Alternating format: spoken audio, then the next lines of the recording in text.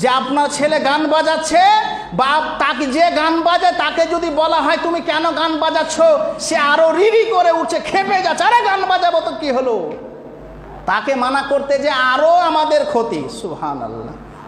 আপনি ভাবতে পারেন সে গান বাজাচ্ছে, গান বাজার পরে তাকে বলতে গিয়ে আরো চাপ, মানে আমার তার মানা করা বা যে মানা করে তার মানা করাটা বড় অপরাধ হয়ে গেছে। বলেন তো, যাকে মানা করা হয়েছে গান বাজাচ্ছিল তার কি বাপ নাই? বাপ আছে। তার বাপ আছে, অবশ্যই তার বাপ আছে। তার বাপ কি? হিজড়া। তার বাপ কি? হিজড়া। আপনি বলবেন মৌলভী সাহেব কেন হিজড়া বলছেন? যদি সে হিজড়াই না থাকবে তাহলে তার বেটা কেন গান বাজাবে রাস্তার ধারে?